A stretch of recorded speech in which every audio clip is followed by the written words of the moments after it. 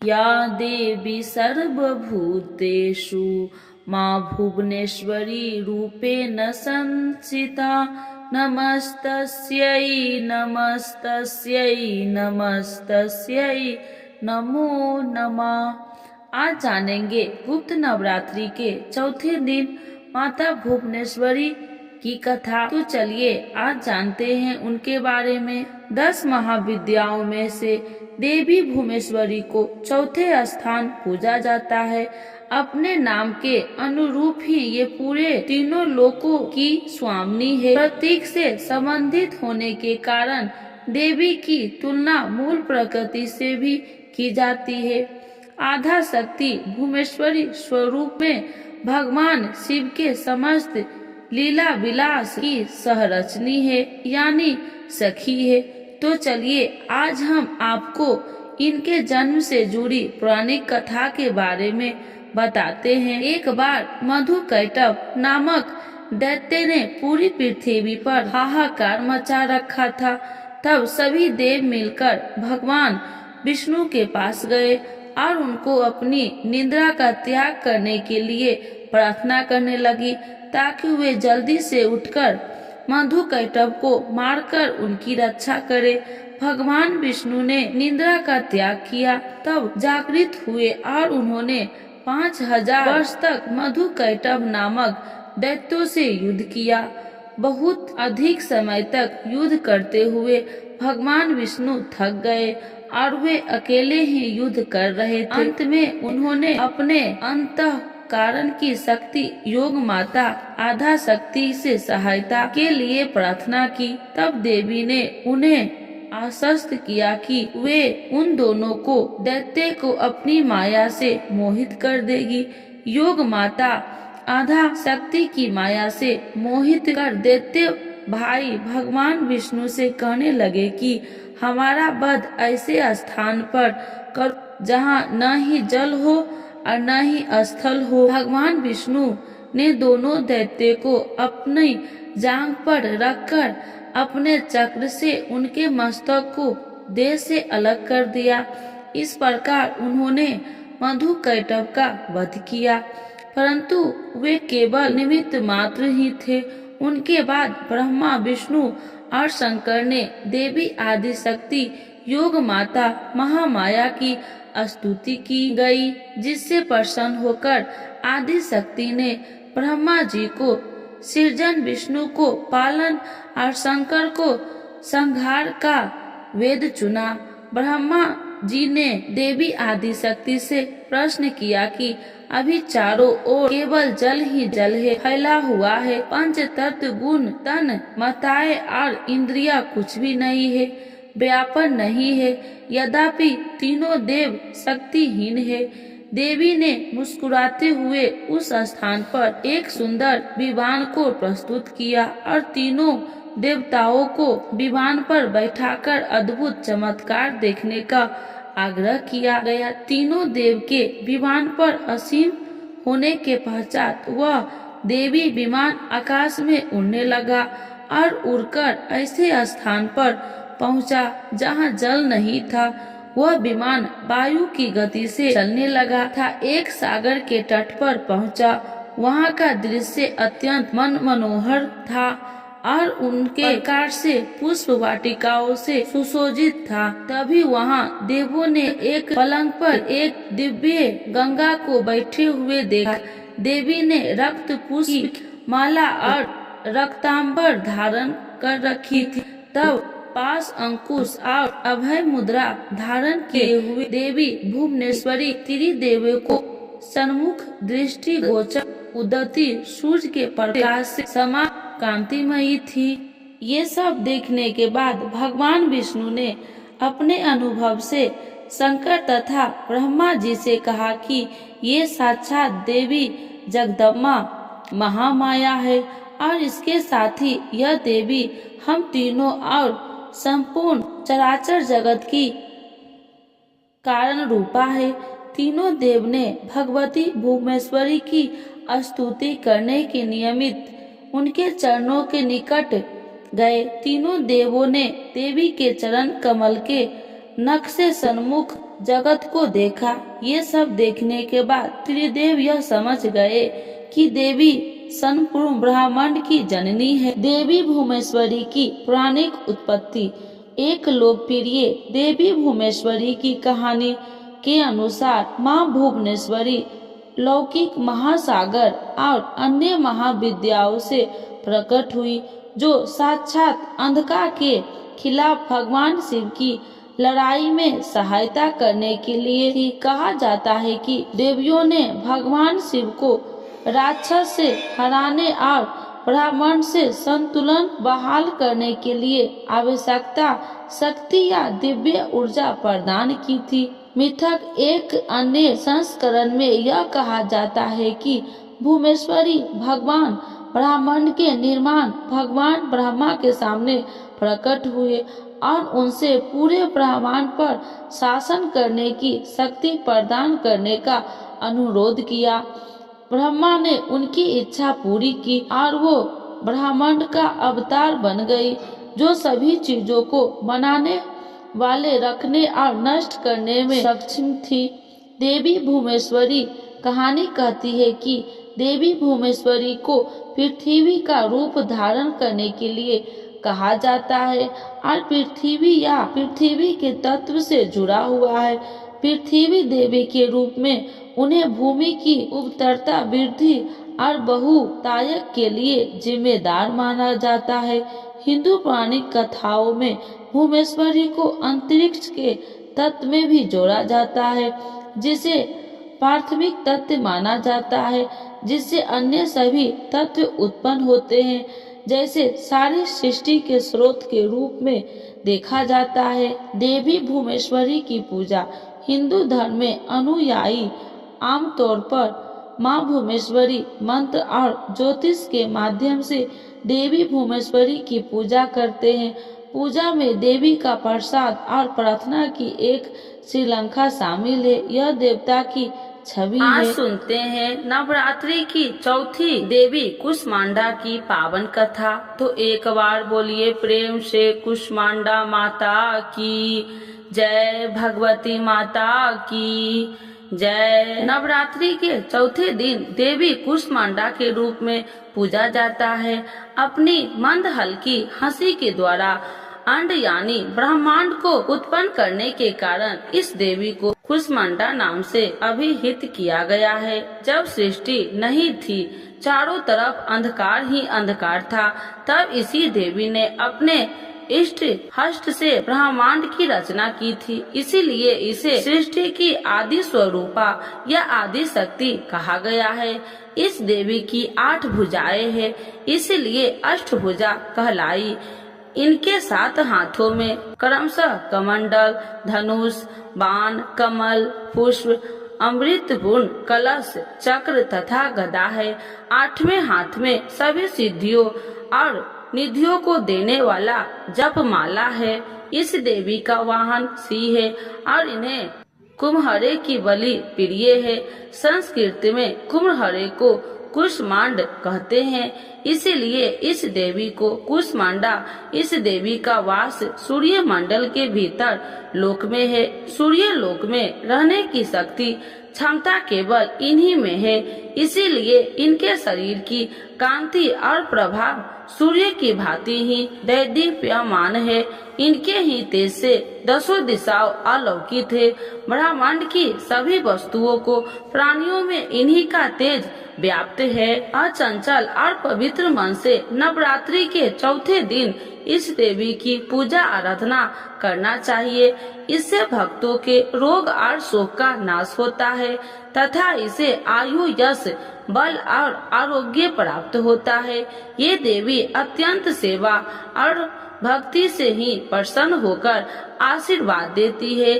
सच्चे मन से पूजा करने वाले को सुगमता की परम पद प्राप्त होता है। विधि विधान से पूजा करने पर भक्त को कम समय में ही कृपा का सूक्ष्म भाव अनुभव होने लगता है। ये देवी आधियों व्याधियों से मुक्त करती है और उसे सुख, समृद्धि और उन्नति प्रदान करती है। अंततः इस देवी की उपासना से भक्तों को सदैव तत्पर रहना चाहिए।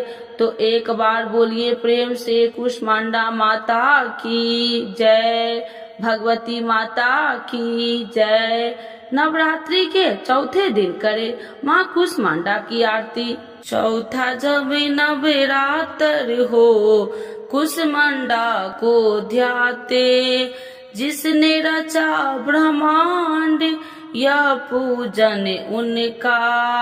आदि शक्ति कहते जिन्हें अष्टभुजी है रूप, इस शक्ति के तेज से कहीं छाव कहीं धूप। कुम्हरे की बलि करती है तांत्रिक से स्वीकार, पैठे से भी रिझती है स्वास्थ्य की करे विचार। क्रोधित जब हो जाए या उल्टा करे व्यवहार, सबको रखती दूर माँ पीड़ा देती अपार। सूर्य चंद्र की रोशनी यह जग में फैलाए, शरणागत की मैं आई हूँ राह दिखलाए। नवरात्र की माँ कृपा दो माँ, नवरात्र की माँ कृपा दो माँ, कुष्मांडा माता की जय। आइए भक्तों, आज सुनते हैं चैत्र नवरात्रि में श्री दुर्गा नवरात्रि व्रत कथा। 9 दिन जरूर सुने। इस कथा का पाठ सभी 9 देवियों की मिलेगी कृपा और होगी हर मनोकामना पूर्ण। तो एक बार बोलिए प्रेम से दुर्गा महारानी की जय, भगवती माता की जय। श्री बृहस्पति जी बोले, हे ब्रह्मा जी, आप अत्यंत बुद्धिमान, सर्वशास्त्र और चारों वेदों को जानने वाले में श्रेष्ठ हो। हे प्रभु, कृपा कर मेरा वचन सुनो। चैत्र, आश्विन, माघ और आषाढ़ मास के शुक्ल पक्ष में नवरात्र का व्रत और उत्सव क्यों किया जाता है? हे भगवान, इस व्रत का फल क्या है? किस प्रकार करना उचित है? और पहले इस व्रत को किसने किया, सो विस्तार से कहो। श्री बृहस्पति जी का ऐसा प्रश्न सुनकर ब्रह्मा जी ने कहने लगे, हे बृहस्पति देव, प्राणियों का हित करने की इच्छा से तुमने बहुत ही अच्छा प्रश्न किया है। जो मनुष्य मनोरथ पूर्ण करने वाली दुर्गा महादेवी, सूर्य और नारायण को ध्यान करते हैं, वे मनुष्य धन है। यह नवरात्र व्रत संपूर्ण कामनाओं को पूर्ण करने वाला है। इसके करने से पुत्र चाहने वाले को पुत्र, धन चाहने वाले को धन, विद्या चाहने वाले को विद्या और सुख चाहने वाले को सुख मिलता है। इस व्रत को करने से रोगी मनुष्य को रोग दूर हो जाता है और कारागार में पड़ा हुआ मनुष्य बंधन से छूट जाता है। मनुष्य की तमाम विपत्तियां दूर हो जाती है और उसके घर में संपूर्ण संपत्ति आकार उपस्थित हो जाती है। बंध्या और काक बंध्या के इस व्रत के करने से पुत्र हो जाता है। समस्त पापों को दूर करने वाले इस व्रत के करने से ऐसा कौन सा मनोरथ है जो सिद्ध नहीं हो सकता? यदि व्रत करने वाला मनुष्य सारे दिन का उपवास न कर सके तो एक समय भोजन करे और उस दिन बंधावों सहित नवरात्रि व्रत की कथा श्रवण करे। हे बृहस्पति देव, जिसने पहले इस महाव्रत को किया है, उसका पवित्र इतिहास मैं तुम्हें सुनाता हूँ। तुम सावधान होकर सुनो। इस प्रकार ब्रह्मा जी के वचन सुनकर बृहस्पति जी श्री ओम बोले, हे ब्राह्मण, मनुष्य को कल्याण करने वाले इस व्रत के इतिहास को मेरे लिए कहा। मैं सावधान होकर सुना। श्री ओम रहा हूँ, आपकी शरण आई हूँ, मुझ पर कृपा करो। ब्रह्मा जी बोले, पीठित नाम के मनोहर नगर में एक अनाथ नाम का ब्राह्मण रहता था। वह भगवती दुर्गा का भक्त था। उसके संपूर्ण सत्गुणों से युक्त मानो ब्रह्मा की सबसे पहली रचना हो ऐसी अर्थात नाम वाली सुमित नाम की एक अत्यंत सुंदर कन्या पैदा हुई। वह कन्या सुमित अपने घर के बालकपन में अपनी सहेलिया के साथ कीड़ा करती हुई इस प्रकार बढ़ने लगी जैसे शुक्ल पक्ष में चंद्रमा की कला बढ़ती है। उसका पिता प्रतिदिन दुर्गा की पूजा और होम किया करता था। उस समय वह भी नियम से वहां उपस्थित होती थी। एक दिन वह सुमित अपनी सखियों के साथ खेलने लग गई और भगवती के पूजन में उपस्थित नहीं हुई। इसके पिता को पुत्री की ऐसी असावधानियां देखकर क्रोध आया और पुत्री से कहने लगे कि हे दुष्ट पुत्री, आज प्रातः से तुमने भगवती की पूजा नहीं किया। इस प्रकार मैं किसी कुष्ठी और जय माता दी दरिद्र मनुष्य के साथ तेरा विवाह करूंगा। इस प्रकार कुपित पिता के वचन सुनकर सुमित को बड़ा दुख हुआ और पिता से कहने लगे कि हे पिताजी, मैं आपकी कन्या हूँ, मैं आपके सब तरह से अधीन हूँ। जैसे आपकी इच्छा हो मेरा विवाह कर सकते हो। होगा वही जो मेरे भाग्य में लिखा है। मेरा तो इस पर पूर्ण विश्वास है। मनुष्य न जाने कितने मनोरथ को चिंतन करता है, पर होता वही है जो भाग्य में विधाता ने लिखा है। जो जैसा करता है उसको फल भी उस कर्म के अनुसार ही मिलता है, क्योंकि कर्म करना मनुष्य के अधीन है पर फल देव के अधीन है। जैसे अग्नि में पड़े हुए तीन दी उसको अधिक प्रतिदीप्त कर सकते हैं, उसी तरह अपनी कन्या के ऐसे निर्भरता से कहे हुए वचन सुनकर उस ब्राह्मण को अधिक क्रोध आया। तब उसने अपनी कन्या का एक कुष्ठी के साथ विवाह कर दी और अत्यंत क्रोध होकर पुत्री से कहने लगे कि जाओ जल्दी जाओ, अपने कर्म का फल भोगो। देखो केवल भाग्य में भरोसा पर रहकर क्या करती है। इस प्रकार से कहे हुए पिता के कुटु वचन को सुनकर सुमित अपने मन में विचार करने लगे कि अहो, मेरा बड़ा दुर्भाग्य है जिसने मुझे ऐसा पति मिला है। इस तरह अपने दुख का विचार करती हुई वह सुमित अपने पति के साथ वन चली गई और भयानक वन में कुशा युक्त उस स्थान पर उन्होंने वह रात बड़े कष्ट से व्यतीत की। उस गरीब बालिका की ऐसा दशा देखकर भगवती पूर्व पुण्य के प्रभाव से प्रकट होकर सुमित से कहने लगे कि हे ब्राह्मणी, मैं तुम पर प्रसन्न हूँ। तुम जो चाहो वरदान मांग सकती हो। मैं प्रसन्न होने पर मनोवांछित फल देने वाली हूँ। इस प्रकार भगवती दुर्गा का वचन सुनकर ब्राह्मणी कहने लगे कि आप कौन है जो मुझ पर प्रसन्न हुई हो। यह सब मेरे लिए कहा और अपनी कृपा दृष्टि से मुझ दासी को कृतार्थ करो। ऐसा ब्राह्मणी का वचन सुनकर देवी कहने लगे कि मैं आदि शक्ति हूँ और मैं ही ब्रह्मा विद्या हूँ और सरस्वती भी हूँ। मैं प्रसन्न होने पर प्राणियों को दुख दूर कर उसको सुख प्रदान करती हूँ। हे ब्राह्मणी, मैं तुम पर तेरे पूर्व जन्म के पुण्य के प्रभाव से प्रसन्न हूँ। तुम्हारे पूर्व जन्म का वृत्तांत सुनाती हूँ, सुनो। तुम पूर्व जन्म में निषाद भील की स्त्री थी और अति पतिव्रता थी। एक दिन तेरे पति निषाद ने चोरी की। चोरी करने के कारण तुम दोनों को सिपाहियों ने पकड़ लिया और ले जाकर जेल खाने में कैद कर दिया। उन लोगों ने तेरे को और तेरे पति को भोजन भी नहीं दिया। इस प्रकार नवरात्र के दिनों में तुमने न तो कुछ खाया और न जल ही पिया, इसीलिए 9 दिन तक नवरात्र का व्रत हो गया। हे ब्राह्मणी, उन 9 दिनों में जो व्रत हुआ उस व्रत के प्रभाव से प्रसन्न होकर तुम्हें मनोवांछित वस्तु दे रही हूँ। तुम्हारी जो इच्छा हो सो मांगो। इस प्रकार दुर्गा के कहे वचन सुनकर ब्राह्मणी बोली, अगर आप मुझ पर प्रसन्न है तो हे दुर्गे आपको प्रणाम करती हूँ। कृपा करके मेरे पति को कोढ़ को दूर करो।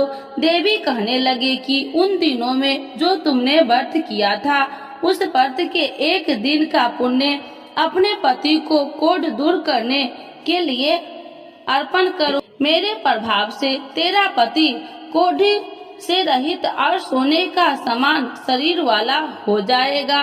ब्रह्मा जी बोले। इस प्रकार देवी का वचन सुनकर वह ब्राह्मणी बहुत प्रसन्न हुई और पति को निरोग करने की इच्छा से ठीक है ऐसी बोली।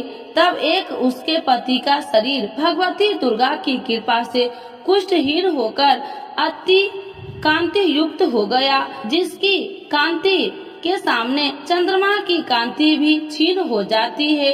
वह ब्राह्मणी पति की मनोहर देह को देखकर देवी को अति पराक्रमी वाली समझकर स्तुति करने लगी। हे दुर्गे आप दुर्गत को दूर करने वाली, तीनों जगत को सनातप हरने वाली, समस्त दुखों को दूर करने वाली, रोगी मनुष्य को निरोग करने वाली, प्रसन्न होने पर मनोवांछित वस्तु को देने वाली और दुष्ट मनुष्य को नाश करने वाली हो।